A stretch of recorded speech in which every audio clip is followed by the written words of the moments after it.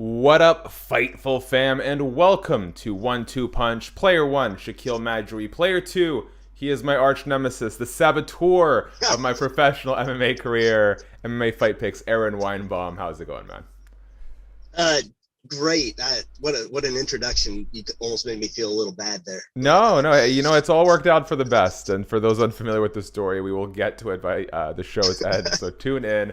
Guys, welcome to 1-2 Punch. If you've been with the show for a while, thank you as always for being here. If it's your first time, maybe you hopped over on the Aaron Weinbaum bandwagon. Let me tell you how it works. It's news talk, but with a win-lose-draw system. What that means is we're going to assign the week's biggest winners and losers before drawing up a little preview for UFC Vegas 25 this Saturday. Disclaimer, we're not calling people winners or losers except when we are. It's just, whose stock went up, whose stock went down, that sort of deal. If you guys are watching this on Fightful Select, thank you for contributing, being a part of funding the show and everything we do there. We very much appreciate it. If you haven't already, open this up in a new tab, hit subscribe, tap notification bell, leave a thumbs up on the video. That goes a long way to running the train. We just crossed 4K subscriptions, so thank you very much, Jake Paul, for going viral for us. What are you going to do? It is what it is. Let me hit this animated intro. Boom. Okay, that's enough of me shilling. Aaron, first and foremost, thanks for being here, dude. oh, thanks for having me, man. I appreciate it. Sorry, we had a little mix up with the time here, but I think we're okay now. Yeah, there's nothing more of a struggle in this career path than trying to figure out who's on Eastern, who's on Central, who's on Mountain, who's on Pacific, and don't even get me started on UK and Australia time. It comes to the territory. It's no biggie. We're here. Your picture looks great. Lots of daylight. Happy to do this. Let's get started. Winner, chicken dinner. Man, who has cashed out more this week than Conor McGregor and company? That includes his paradigm manager, Adi Attar. They sell their majority stake in proper number 12 Irish whiskey. 600 million, including, I think, the first 2 years of profits, but 600 million after 2 years is what Conor and company is going to make after selling, I can't remember the name of the parent company now, but they also own Jose Cuervo and a number of other alcohol lines. Conor and the company are still involved. I would probably venture to guess they still have some shares in it. They're just no longer the majority stakeholders. I think when this news first came out, there was like a bit of concern, like what does this mean for Conor and the brand? But I mean, is there anywhere but going up when you make 600 million?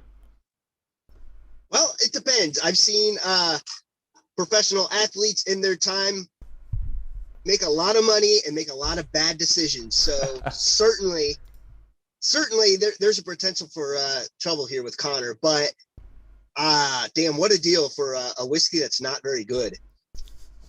Your words, not mine, but Aaron Weinbaum puts proper number 12 in the losers category this week. Okay, so it's not a good whiskey. I think that's a fair statement to make. But Yes. where do we put it in sort of the? By the way, your screen went off. Just a heads up. Where do we put it? I know. Yeah, it's okay. Take a second. I'll put the one shot on me. The magic of what we do here. Oh, and we have lost Aaron Weinbaum, but I can keep the conversation going. My thing with proper number 12, it's not a great whiskey, and even at its price point, I feel like it's a little steep, but it's not fighting for the share of top line whiskey. It's in that sort of Jack Daniels category where it's meant to be sort of a mixer, highball, party kind of booze. We're not expecting it to be good per se, just tolerable, and I think it is that. So Can you hear me? I can hear you just fine, Aaron. My Lord. No worries, man. Rang. I've got a one shot here. I was giving my take. So tell me whether or not you agree here. It's not good whiskey. We know that. But is it meant to be good whiskey? It's kind of fighting for that kind of Jack Daniels space, right? Highballs, mixers, get drunk at a party. Even then, I feel like it's a little bit too pricey even for that category. It is, but it's not about the whiskey in this case. It's about the brand of Conor McGregor, and he pulled it off clearly. I mean, people were buying it for a time. It was hard to get a hold of. Now you see it everywhere. So good on him for, he made money off of his brand. And, if you're comparing it to a Jameson, different strokes for different folks. I love Jameson. It's a lot smoother, but Conor cashed in. I mean, he did what anyone would want to do in his situation, you know? Agree wholeheartedly, and it's very clear that he's going to be part of this brand moving forward. You can imagine they're going to do a huge push for UFC 264. So shout out to Conor McGregor, man. He's making money.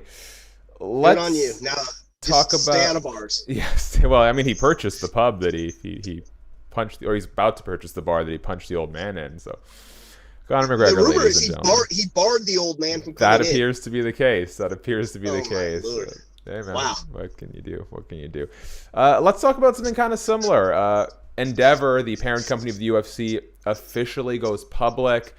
They are now a publicly traded company. Stock went up 5%. What do you make of the UFC now being, an extension of this enormous publicly traded entertainment franchise company? What could go wrong? It went from Zuffa to WME. Now we got Endeavor. Endeavor goes public. But you got to worry. You're going to wonder if Endeavor's going to worry about their image. Are they going to deal with some of the things that Dana White has done and said in the past? Good question. But Endeavor knows what they're doing, and I hope this means good things to come, and especially for fighters and their compensation and all the things that the UFC said they couldn't afford to do before. Oh, they could afford to do them. They just don't want to. I don't see that changing unless their hand is forced. But you raise an interesting point. Dana White and the UFC has always kind of been sheltered to some degree from whatever nonsense their fighters want to spew, whether it's Colby Covington or Mike Perry. We saw when Elon Musk, did a little puff and pass on Joe Rogan's show. Tesla's stock actually tanked for a quick sec there. And then everyone realized they're being insane, and it came back up. But you have to imagine, though, now that the UFC is part of a publicly traded company, can they afford to be as lax as they have been with some of the outlandish, racist stuff that their fighters have said in the past? Yeah, it's a good question, and only time will tell. But you're dealing with fighters. You're dealing with some of the roughest customers there are on the planet, and you would think there's going to be some big meetings, prior to some of these events on how to conduct yourself. Yeah, and this has been something that's people in the media have been critical of the UFC for a while. It's that their fighters aren't particularly media trained, and to a degree I like that. I think it makes for some raw, authentic moments. I hate it when there's publicists on the line, and especially in the entertainment industry from my experience, so long as there's a bit more of a game that's being played, everyone's kind of on the same page. But I've had experiences on the rare occasion where a manager is on a call with a fighter, especially when they're translating.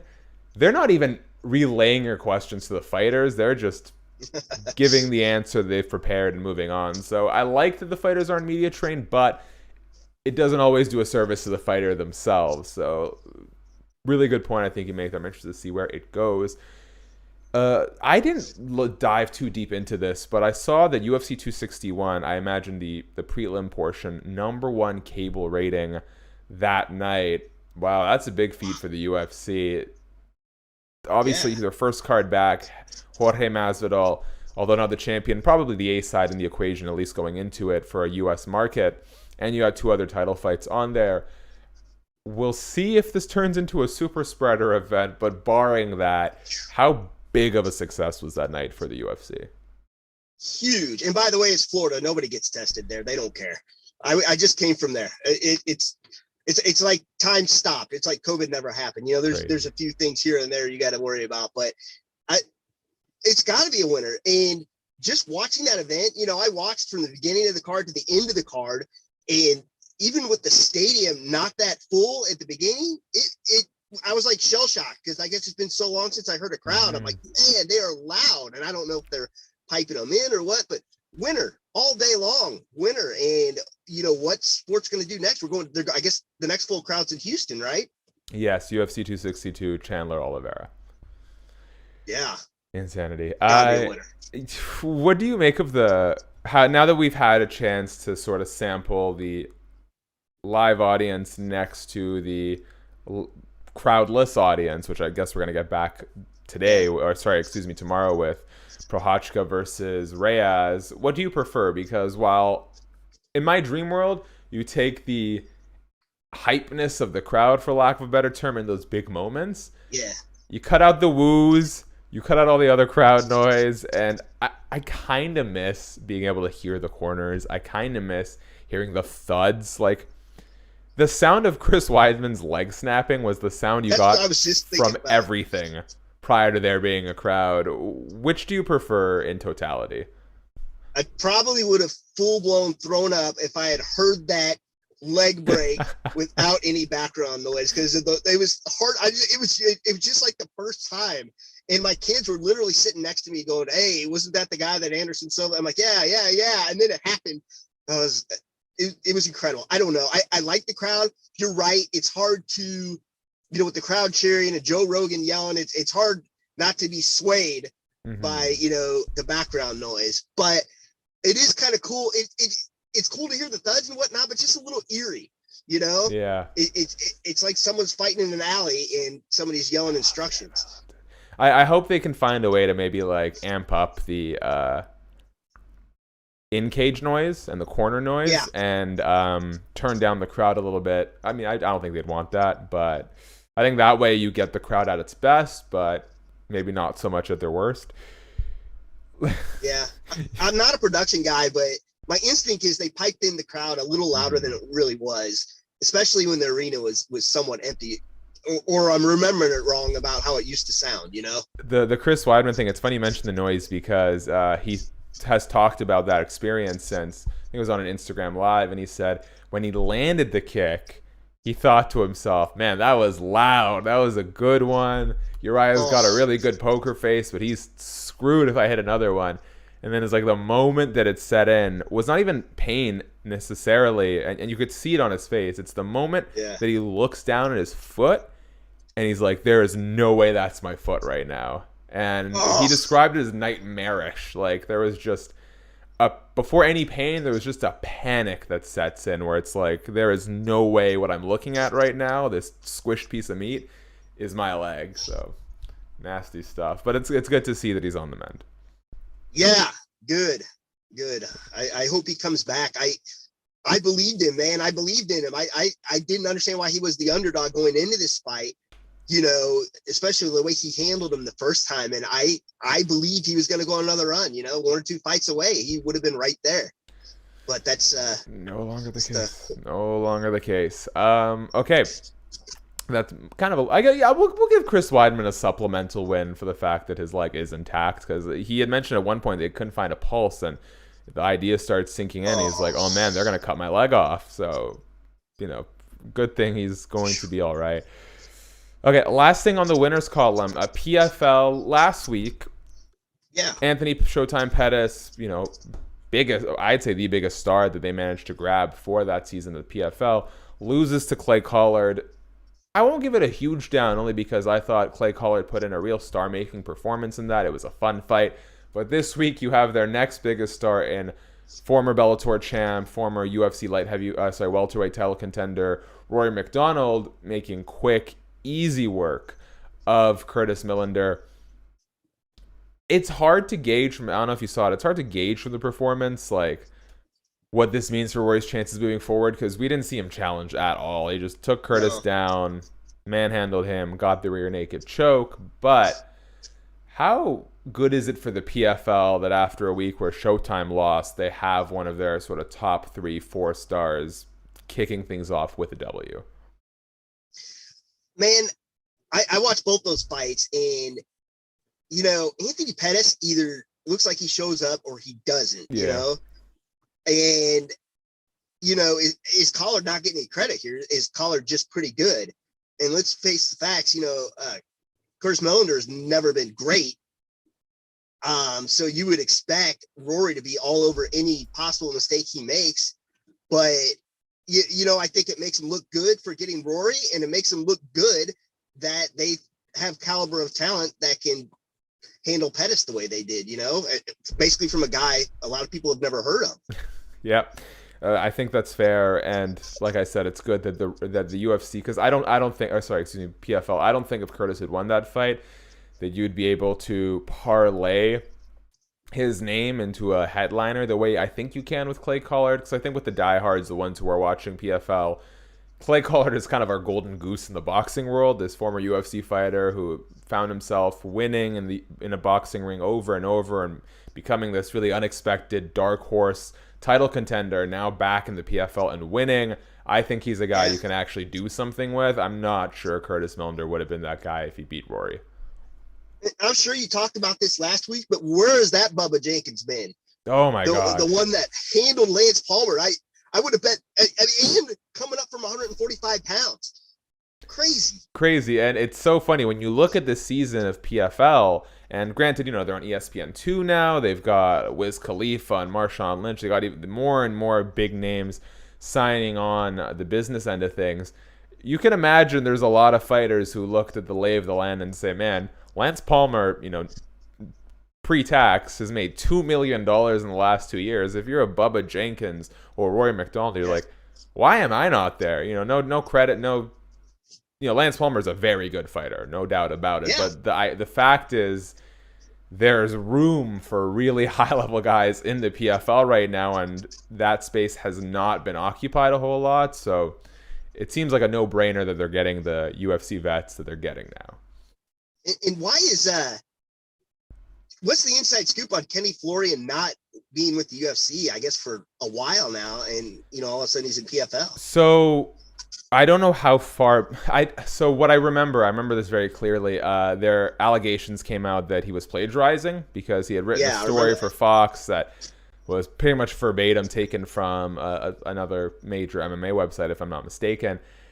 And I think he came out and said something akin to, I don't have a journalism background. When I see things that resonate with me, I kind of copy and paste them into a folder. And I think he apologized and kind of just said, I wasn't really privy to what I was doing, but I think that was kind of the end of his Fox run. And last I checked, I think that was kind of the end of his UFC run too. But yeah, I really like it's a little carnival-y for me, the lineup that they have, but I really like the direction PFL has going with their broadcast team, because they've got Sean, what's his name? Sean McDonald. Yeah, I got Sean McDonald, former UFC fighter, who actually has a broadcasting background, doing a really good job there on commentary with Randy Couture and Kenny Florian. You have Jonathan Coachman doing a betting segment. You have Lillian Garcia, the ring announcer, who just immediately brings back WWE Raw vibes. Shout out to our pal James Lynch, who's covering the digital end there too. I really like. Parker. Sorry, and Ian Parker. Ian Parker. It's a really interesting blend, but in terms of sort of like the more mainstream, the Coutures and the Coachmans, it's a little too much for me sometimes. Like, I'm hearing way too many familiar voices. Like, every time I think Lillian Garcia, I think less familiar, and I'm watching Raw right now. There's a bit too much going on for me, but I like the fact that they're leaning on all this experience that they have at their disposal that I think was kind of going off the wayside for a little bit. Not to make you feel old because you're much younger than I am, but a lot of these much younger people, they hear the coach's voice and they hear Lillian Garcia and they're hearing it for the first time, Yeah. So you're right. Fair enough. And good for PFL for offering a new audience. Also, there's that kind of gaffe came out of Jonathan Coachman and Ian Parker. They weren't meant to be live, but they were, and they were sort of talking about what they were going to say coming up. Jonathan Coachman, really nice guy. Ian Parker's kind of new to this broadcasting game, and he's saying like, I felt really a lot better about this one. And Jonathan Coachman's like, yeah, man, you're doing a terrific job. So, cool. Shout out to the coach. Seems to be a classy guy. Okay, are there any other winners you would like to highlight, Aaron, before we move on to, unfortunately, the losers section of this conversation?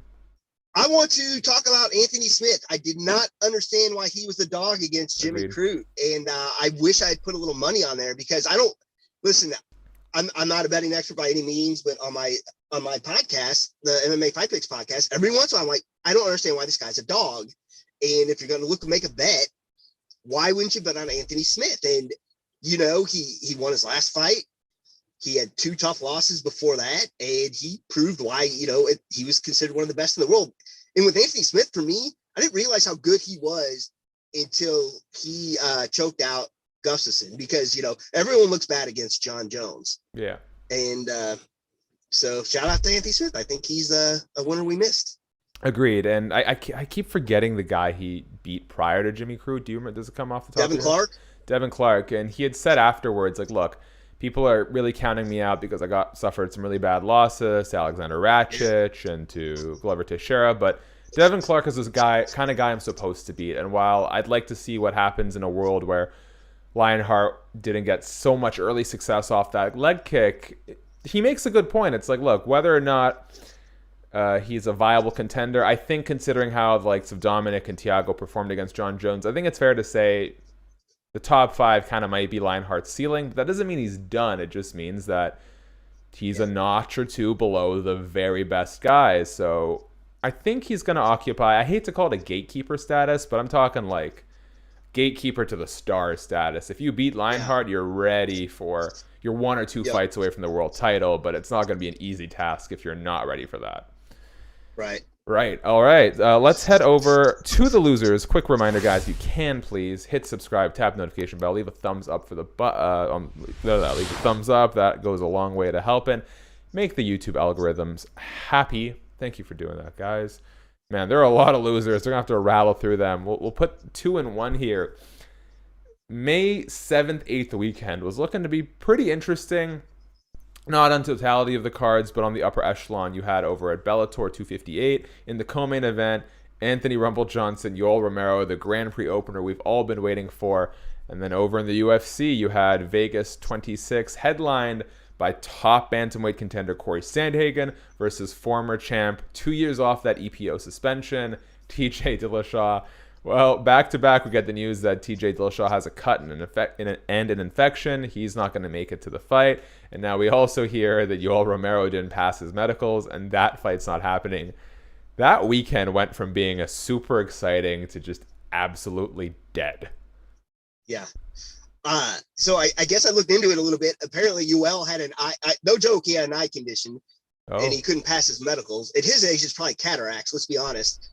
But I don't know how that fight would have went because, you know, he's a huge 185 pounder, but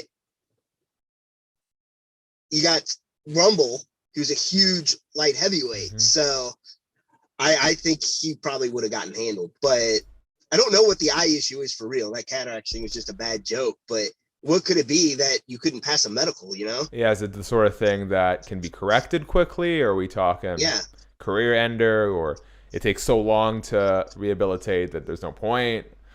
All right, I'll have to look into that some more. It's very interesting. Which one were you more disappointed by, the Yoel thing or the Dillashaw thing?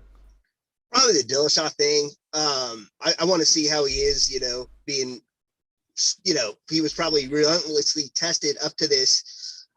I just want to see how he would come back at 135 pounds. I think he's a great fighter, and I think that would have been a great fight. I mean, that is no easy task, taking on Sandhagen, who looked great his last fight. I'm disappointed with that one. I guess, you know, Bellator comes into a second. It's like a carnival fight, which they like to do, a fight you never thought you'd see in a million years. So sure, I was excited to see that. Yeah, I'll swing the other way. For me, Dillashaw Sandhagen is something that you can run again not too long from now. The cut, bad spot, but it'll heal. And, you know, I think the infection, I was talking to his camp about it, was sort of exasperated by the fact that he has this cut and he's doing a weight cut at the same time. So Sandhagen turned down a fight with Pedro Munoz, a short notice fight, leading me to believe that they'll be able to patch this up sooner than later. With Rumble Johnson, Bellator hasn't been clear if they're going to wait for Romero or if they're going to seek an alternate. I think they're going to seek an alternate either way. So either Rumble will fight someone else next week, or they'll have an alternate in the event that Romero Rumble falls apart again. But for me, that was the fight that was bringing the most attention to Bellator and that Grand Prix. And by not having Romero Rumble and possibly never getting it, you're going to hurt the Grand Prix. You're also going to hurt Juan Archuleta versus Sergio Pettis, that I think deserves a lot of attention, right? I'd like to... Sergio Pettis, we're talking about a top 5... What was he fighting at? He's at bantamweight now, but was he at flyweight? He is, but he was a flyweight. Yeah. So we're talking. He actually has a win over Benavides, I think. There we go. So yeah, we're talking about a legit guy And this is a good chance for Bellator to build a new star in Sergio Pettis or show, hey, look at our lighter divisions. They are getting more and more competitive with UFC. So, yeah, I'll lean towards Romero and Johnson just because I think we're going to get Dillashaw Sandhagen very soon. Yeah. Moving on, talking about bad weeks. Is it fair to say that one on TNT, this run of 4 shows, kind of sucked? I don't think it did the promotion any favors. I'm going to be honest. I only watched the first one. And the time wasn't right, I guess, whenever it was supposed to come on. So I was right. I came in right at the end of the Eddie Alvarez fight. And I guess they actually turned that into a no contest. They did. Which, good for Eddie. But, yeah, I don't know. It's just like, I think PFL's trying a little harder, and maybe it's because they have ESPN behind them. I think TNT doesn't know what to do. Yeah, that was bad. So Eddie Alvarez, like you mentioned, he gets disqualified in like the first couple minutes of one on TNT 1. They return it to a no contest, and he gets another fight at one on TNT 4. Really fun fight of the night caliber stuff, but he loses, almost gets knocked out in the first. So, we're in the situation where Demetrius Johnson gets KO'd, Eddie Alvarez gets KO'd, and while I think it does a lot to prove that, hey, one championship has legitimate fighters, I think it does prove that. I just think if you were going to continue to run shows to an American market, and Adriano Moraes and the guy who beat Eddie Alvarez, whose name I can't even remember, I think it's Ock, they're not going to absorb enough of the name value to where you can now come back to TNT and say, look, we got Adriano Moraes in a headlining spot. That's just not going to happen. You needed Demetrius Johnson, Eddie Alvarez to win these fights if you were going to continue to push one to an American market. Sage Northcutt floundered. Rug, another sort of internet sensation they had, he lost in the weirdest way. He got hit with a shot just after the bell, just barely. Looked like it grazed him on the head, and then he complained. He held his throat, and then he went down and kind of went flat, like he was dying. That looks so odd to me. It was just, it's bad. It sucks for one too, because I don't think they inherently did anything wrong, but it all just turned into a bit of a freak show. It is, but like I think we're also underestimating how good their talent is. But how would we know? You know? How would we know? Who tells us about him? This guy nearly broke Sage's face, or he did break Sage's face. Yeah, Cosmo Alejandro. Yeah. And these guys are clearly good. I mean, Mighty Mouse, sure, it's not something you could do in the UFC, but he got beat. He got beat good. So, and I thought that was ironic too, because he was just talking about how he liked that rule. And he got knocked out, and he said he still liked it. So yeah, well, credit to him for sticking by that. And I get it. People were being critical of him. I totally get that. Because he was rocked before that, right? That wasn't the first time that happened to him. And when the way I sort of gauged it, and I think DJ agreed after the fact, is when you get rocked and you're in fight or flight mode, you sort of lean on your autopilot, what you're used to. And even if you're trained for these knee strikes, if you haven't been drilling it for the 10, 20 years the DJ's been fighting, it's just not the first thing you're going to go to. So credit to him, but I'd say all in all, this one on TNT experiment was kind of a dud. Yeah. The PFL, I think, is doing a much better job, and good on them. The more martial arts I can watch and enjoy, the better. Agreed. I will say, though, I feel like the PFL needs to... I appreciate everything they're doing with their aesthetic. I like it a lot, actually. It's a little overwhelming. There's just so much coming to you on the stream. I kind of liked the punch speed thing for like a minute. I was like, oh, that's kind of fun to know.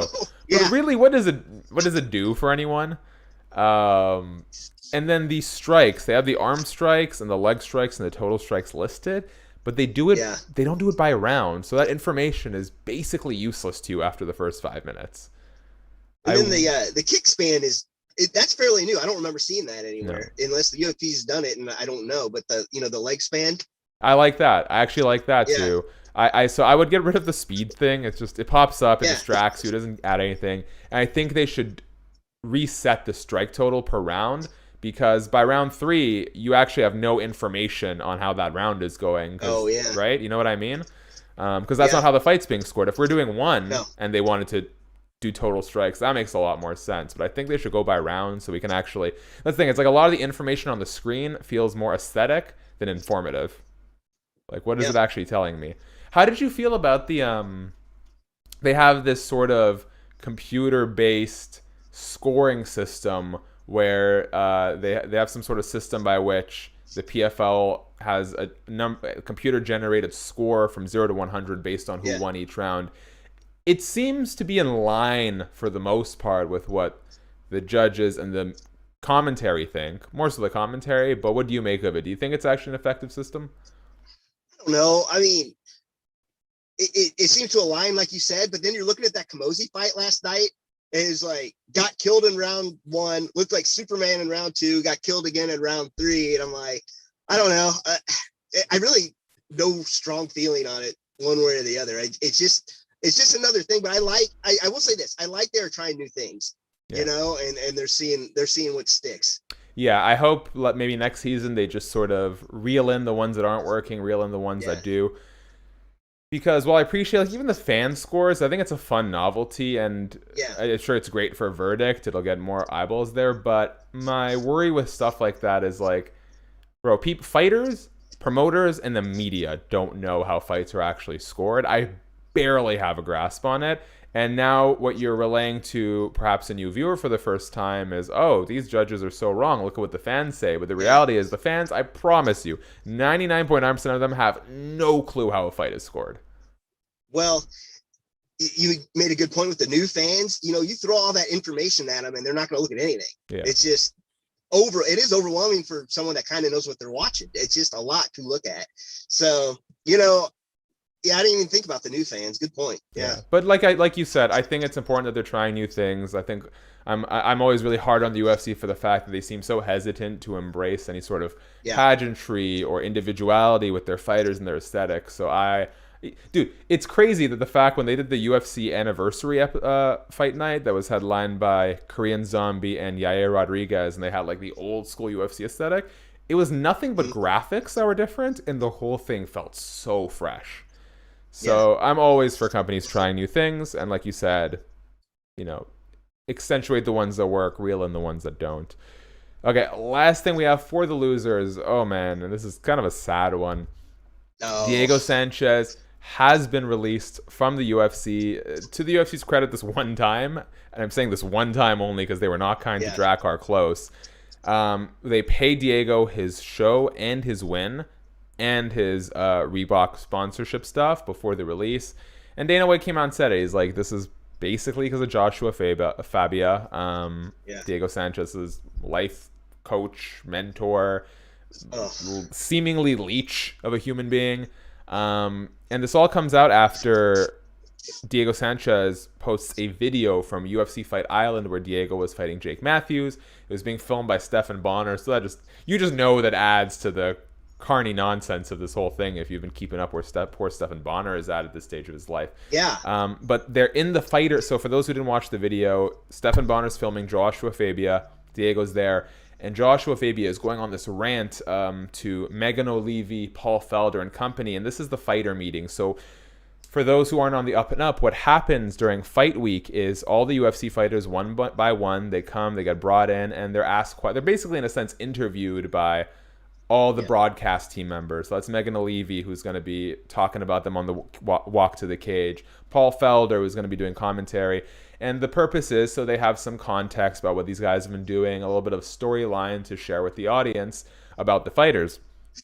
And at some point in this process with Diego Sanchez, Joshua Fabia just completely takes over and starts complaining and ranting and yelling about how he had been disrespected and Diego Sanchez had been disrespected. And based on the timeline, I guess this is stemming from the fight prior to Jake Matthews, which would have been the Michelle Pereira fight, where Joshua Fabia was giving all sorts of, at best, unorthodox, at worst, just Joe Rogan called it non-advice. Non-advice to Diego Sanchez, who ends up taking an illegal blow and accepting the DQ win. So Joshua Fabio was basically complaining about the narrative that's been built around him and Diego, to which Paul Felder replies, I've never called a Diego Sanchez fight before, so what are you trying to accomplish here? And Joshua goes on about, oh no, I'm not saying anything about you, it's the bigger picture, it's the fans, it's the media. And Paul Felder's like, so what do you want me to do with that information? It's not my responsibility to dictate what the fans or the media says. We're here to give Diego his time so we can tell his story during his fight. And Megan O'Leary's getting upset too. She's like, bro, we're giving Diego the same time and respect that we're giving everyone else, and you are now taking that time away from your client and taking that time away from all the other fighters. It was just bad. Luke Thomas said it best somewhere in Combat today. What Joshua Fabio needs to learn is the more he talks, the worse it gets. And I've seen these kind of people before, man. I'm going to take, I have pretty good intuition. And although I've never met Joshua in person, I've spoken to him and Diego once. It's the classic pyramid scheme. I'm going to be your life coach, tell you how it works, fix everything in your life, guide you. And in the process, by the way, I'm going to take all your money. And that's exactly how it looks. So I'm not sure if you ever had a chance to talk to Josh, but you're a businessman. What do you make of his whole involvement in this situation? This guy is like Bernie Madoff and Tony Robbins combined into one person, except for he has nothing but bad intentions. And I don't know Diego's mental state, so I can't speak on it, but you got to think there's some CTE somewhere. It's just some of the things he's done and he said, and this guy is totally in his head, totally taking advantage of him. And, I don't know what his motive is. Does he really think he's helping Diego, or is he just trying to extort money from him and, basically destroy his inner circle? To where he's just the guy he depends on. That OnlyFans account is weird, or fans only, whatever you call it. I don't know. I mean, I think this is a serious situation where it's so bad. Diego has no one looking out for him, and he's just taking advantage of the poor guy. Yeah, and I love Diego. Yeah, and Dana White, and then in an interview with Kevin Iole of Yahoo Sports, I can't remember the specifics, but he said, quote me on this, Joshua Fabio is batshit crazy. And I agree. You know what? Josh is never going to see this. We're behind a paywall. But my challenge to Josh and Diego is, because I've met these kind of people before. I have an acquaintance who got roped into one of these schemes, and I did my best. It's so funny. I'll tell you the story. Sure.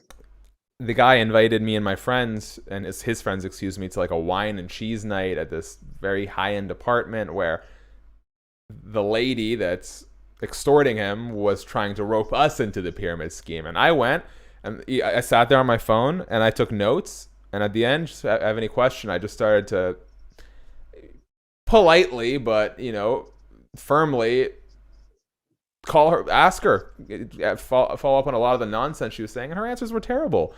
And the scary thing about these situations is, and this is my challenge to Josh and Diego, is show me physical, numerical evidence of how Joshua Fabio has improved Diego Sanchez's life. Because it's very easy to convince someone that emotionally and mentally you have their best interest in mind, or you're improving their life. Show me, I can show you, I can show you physical, numerical examples about how the support systems in my life, my family, my friends, my partner have actually benefited me in an economic state, how their support leads me to work harder, or get better jobs, my house, my investment. I can show you physical evidence of the benefits people have to my emotional and mental state. I challenge Diego and Josh to show me physical numerical evidence of how he is doing Diego any good, because what I just saw is he got fired. And where does Stephan Bonnar fit in all this? Stephan Bonner's crazy. Weird. This is the weirdest trio ever. I don't. It's the Three Stooges make these guys, look bad. I'm just saying, it's crazy, and it sucks. And this is, and let me first and foremost say this: Dana White might look good in this case for paying Diego all his money and saying, "I love Diego." Pay these guys more money. build an actual support system for retiring fighters, and you're not going to get this. Like, no wonder Stephan Bonner, who's been in these huge wars and on the receiving end of these highlight reel knockouts, is, struggling with DUIs and throwing tantrums about masks in gyms. It's like there's no safety net for these guys. They'd fall through the system, for a lack of a better term. There's nothing for them. You use these fighters, you abuse them, and when you're done, you throw them away. Spencer the King Fisher is a perfect example that, was wonderfully highlighted in that MMA fighting article. But, like, as much as I can sit here and be kind of a dick and call Stephan Bonner crazy, what else is he going to do? There's nothing for him out there. Ben Askren shouldn't have to fight Jake Paul for a nest egg, and I know he's well off, but he probably would have done it, but why would Chuck fight Tito again, you know, and all that kind of crazy stuff. Most retired athletes, unless they blow all their money, they have some sort of pension or something, and I hope maybe this is something good that will come with Endeavor. I don't know. Fingers crossed. All right. On that note, we got to start wrapping up here. So let's head over to a quick UFC Vegas 255 preview. Just got a couple of questions. We're going to stay away from making MMA fight picks. That's your territory, Aaron. I don't want to steal your shtick here. Oh, good. But I do have a couple of questions. First, Yuri Prohaska, we did our MMA media picks over at Fightful. You can go check that out on our YouTube channel. And a lot of guys were starting with Yuri, no surprise, like the Drake Riggs of the world and the John Yonkos, who are very in tune with Japanese MMA and Ryzen. Yuri was a big star over there. And he's got huge wins. I could be wrong, but I think he actually has a win over Vadim Nemkov, the current Bellator light heavyweight champion. Oh, does he? I'll double check. Neither here nor there. Former Ryzen champ. Huge performance against Volkan Oezdemir. So this guy's legit. This guy is totally legit. And yes, he does have a win over Vadim via TKO, Ryzen World Grand Prix 2015. He's also got wins over CB Dollaway, Fabio Maldonado, avenged a loss to Muhammad Lawal. So this guy is legit good. He's got let's talk. Hang on now. Muhammad Lawal, at the time he fought him, not in the best shape. His neck was almost falling out. CB Dollaway fought all of his career at middleweight, moved up, and what was that last one? Fabio Maldonado. Fabio, come on. Fabio. So this actually really leads in well to my point. He did beat a top 10 guy in Volkan Oezdemir, knocked him out, but I think people keep forgetting he got lit the hell up in that first round. He got stunned multiple times, and it's kind of that Ion Kutelaba thing. It's kind of hard to tell when he's hurt and when he's playing possum because he's just got such a weird style. And I know that Dominic Reyes hasn't performed optimally in his last couple of fights, but in the Jan Blachowicz fight, but we're talking about a guy who gave John Jones a run for his money versus a guy who very clearly lost the first round to Volkan Oezdemir. I feel like there's too many people. I think Reyes is actually the underdog right now. You're muted on my end, man. Oh, I'm muted on your end. 1 2 1 2. It says I have audio. Shoot. Let me. I don't know if it's me or you. Oh, hang on. It is. Hello. 1 2. Hang on. It's my phone. Hang on. That's all good. I will take over. Let me know when you're back, Aaron. So yeah, basically what I'm saying, Dominic Reyes, I'll double check, but I think he's the underdog in this fight.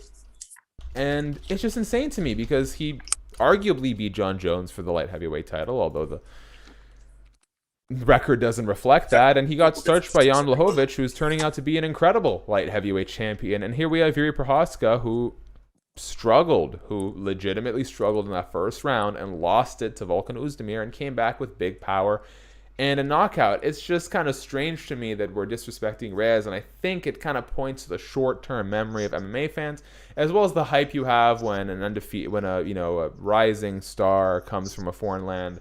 Aaron, do I have you back? Yeah, sorry, I don't know what happened. No worries. So we were very much on the same page here. It's like, do you think people are disrespecting Reyes too much, considering the fact he's just got that loss to Jan Blachowicz, and now he's an underdog against a guy, to your point, beat Fabio Maldonado and CB Dollaway before losing a round to Volkan Oezdemir and then KOing him? I think that model Fabio would be a harder fight at this point. So, listen, Reyes has not lost to anyone that's not the 205-pound champion. Yep. Okay. So, and I don't think he lost one of those fights. You know, the Blachowicz fight was a clear victory for Jan, but I think he beat John Jones. And the fact that he is the underdog, I almost feel as strongly about this as I feel about the Anthony Smith fight last week. Everyone wants the next, Chimaev to come along. And I think that's kind of where we're going here. And everyone's believing the hype. I don't until I see it. Agreed. And Uzumir, let's face it, I don't know if you mentioned that or not. He looked like he was just flat out tired. Yeah. No, I did not mention it, but it's a good observation. And last thing here, as we start to wrap up, I did this big feature about a month or two back for Fightful on the rise of Georgian fighters. I think it's a population of like maybe 2 million people. If I'm not mistaken, I think the state of Georgia in the U.S. has a bigger population than the country of Georgia. And we have on this card, there might be more that I'm missing, and I apologize if I do, but on the main card you have Merab Dvalishvili fighting Cody Stamen, the fight they've tried to make 1,400 times. And you've got Giga Chikadze fighting Cub Swanson. This is a huge chance for these guys who are already on their way up the division, cementing themselves as legitimate contenders in their respective divisions. How big of a night is this for Georgia? Because if I'm not mistaken, they're both the favorites, and rightfully so. Yeah, huge. I'm a little surprised that Cubs the dog in this one, just based on strength of schedule. But I at the same time, I'm not terribly against it either. I can see both ways here. But Merab, I think, this is his coming out party. I think he gets a top guy, and he says, if it comes down to him fighting Aljo for the 135-pound title, he'd just assume go down to flyweight, which I don't know how he'd do that. I mean, the guy's a brick. So, I mean, huge for Georgia. I didn't even know what Georgia was until Merab. I'm like, he's from Georgia? I don't understand. And like you said, I wish I was joking around. I never heard of it. No, I understand. Yeah, it's crazy too. And I was talking to Merab about this, and one of the things he said, or it might have been I think it was Merab who said that, dude, these guys from this part of the world, and not just Georgia, but Georgia, kind of like the Baltic states, Georgia, Dagestan, they're just genetically strong. There's something in their blood. And to that point, it was so funny, as I was prepping today's show, Luke Thomas posts a video on Twitter, and while not in competition, it is on record the biggest, the heaviest snatch that anyone's ever accomplished in weightlifting. The one where you like squat down, throw it up over your head, and it was like, I think it was like almost 500 pounds, and it was a Georgian dude. Like, these guys, they just got something in their system. They are so strong, and you can see it in the style of Merab's takedowns. I think across his UFC career, that's, I don't know, like 6 years long, he's accomplished like 54 takedowns. It's something insane like that. So wow. Big night for them. Okay, that is our show. Before I sort of hit the final notes, Aaron, I kind of want to throw the floor to you here. Tell the people what you're up to, where they can find you, other than your car, of course. I think for the purposes of this podcast, you go to aaronsayswhat.com and then click on the MMA Fight Picks tab, and you get a few little surprise underground accounts that some of you may or may not be aware of. So I think the fan favorite is Iaquinta Realty. Of course, there's Not Coker and Dana Unleashed. So, and you and I have had a lot of fun with the Iaquinta Realty account. So I forgot to tell the story. I know you and I have personally talked about it at length on the air too, I think. But when I first got into MMA as, just sort of dipping my toe in and trying to figure out if there's a career path here, I did a podcast with Raging Cajun Johnson. And him and Al Iaquinta were not pals, far from it. And he had told me that Iaquinta Realty is run by Al Iaquinta. I did not. I kind of threw all of my journalistic integrity out the window and just DM'd who I thought was Al, and we set up an interview. And we went through the whole interview because it turns out Aaron Weinbaum has a decent, not perfect, but pretty good Al Iaquinta impression, and it was bad. You talked to us for like 40 minutes. We hashed out all the beef between you and K-Jan, and we put it live, and only then do we find out that was never Al Iaquinta we were talking to. Yeah, I believe Al Iaquinta unblocked K-Jan just to say, "That's not me, you moron," and then blocked him again on Twitter. Insane. And Listen, he gave me all kinds of information. Like I knew who his sports science doctor was. I knew where he was doing rehab on his knee in Staten Island.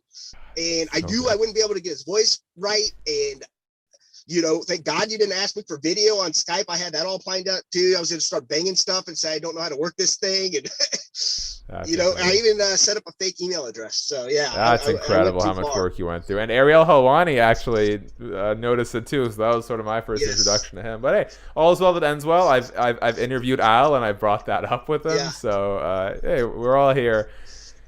All good. Aaron, thank you so much for doing this with me. Very much appreciated. We've known each other for quite a while, so I'm happy we get to do this. Guys, if you haven't already, please hit subscribe, tap the notification bell, leave a thumbs up on the video. Thank you for subscribing to Fightful Select. We really appreciate it. Sean Ross Sapp has too much pro wrestling breaking news for you all day, every day, as well as this show every week. So that is that. Thank you guys so much for being here. It's time for that terrible, just awful outro of mine. So stay tuned for everything Fightful and so delightful. Peace out. Fightful.